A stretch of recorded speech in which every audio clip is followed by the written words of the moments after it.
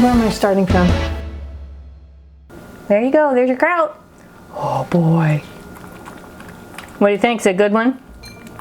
Oh, that's a good one.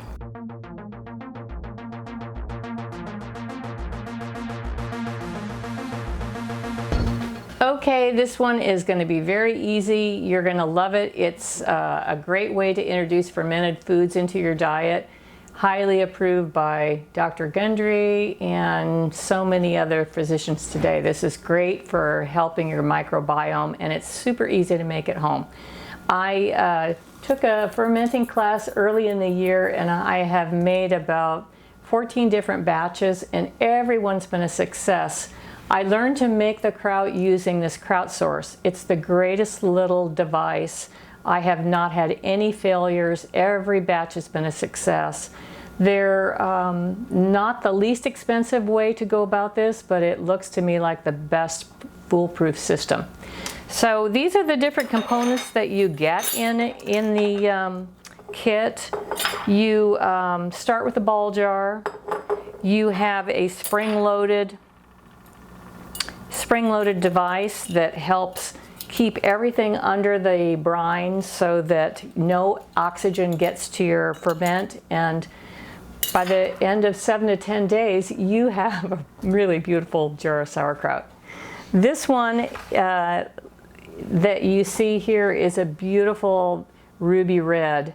It has red cabbage, apple, carrots, and fresh ginger in it, and that's exactly what we have in this bowl. But you can see the difference in the color, what happens after 7 to 10 days. It's just beautiful. So what we're going to do is I'll explain to you the proportions. When I learned to make a kraut, they recommended that for 5 pounds of cabbage or sliced vegetables thin, you use 3 tablespoons of non-iodized salt. You cut them finely and you put them in a bowl, sprinkle the salt over the top, and you actually get in with your hands and massage the product. I have been making them 1 quart at a time, so it takes about 2.5 pounds of product. So the total amount of salt is 1.5 tablespoons, and that's what I've been using consistently, and it has worked out for every combination. The only time that you need to use more salt is if you use big chunks of vegetables, but as long as you cut it like a traditional kraut, there's no problem. You get this mixture together. This I cut up a few hours ago, and you can see that it's starting to release its liquids, which is what you want. So we're ready. This is all ready to go. I sliced it all up, put the salt on. It's been sitting for a couple hours, and now we're going to put it into a ball jar. I think that these work the best. They have standard size lids. Another thing that Kraut Source offers that I think is great is a kit of stainless steel rings and tops. They're totally rust proof, which ball jar lids are not. So if you put a ball jar lid in the dishwasher, it's going to rust. These kraut tops don't rust. They last forever. So I really recommend those. Well, let's get going. I really want to make it a little fuller. So I have this. You can use a jar to push this down. This is an actual kraut tamper. So what you want to do is go in and push that kraut down as far as you can into the jar, and then continue filling it up.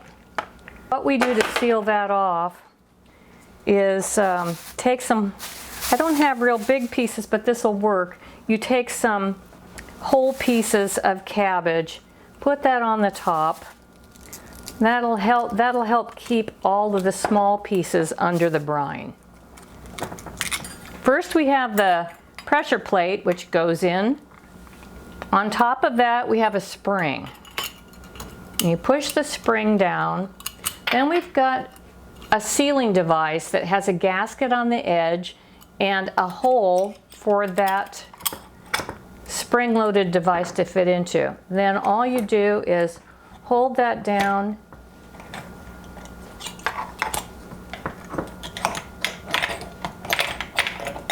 and give it a turn until it locks in place. You've got a good seal here. And then we're going to take one of these stainless steel rings and we're going to put that, it's not going on quite as well. I need to realign here. Okay, that's good. And then what we're going to do is, this is the airlock cap. And if your brine hasn't come all the way up, what you can do is just put the cap on and pour a small amount of water into this well. You don't need very much. And then by the end of the day, the juice from the kraut will actually start rising. What I like to do is keep it on a dish so that I don't have an overflow. And you have to keep your eye on it because depending upon how the weather is, this well can go dry and you don't want that to happen. So every morning when you get up to make your coffee, take a peek in there and make sure that there's water. If there isn't, then pour a little bit of water in there and then wait. It should be fine until the next day. I keep mine over by the side of the stove so it's handy to watch.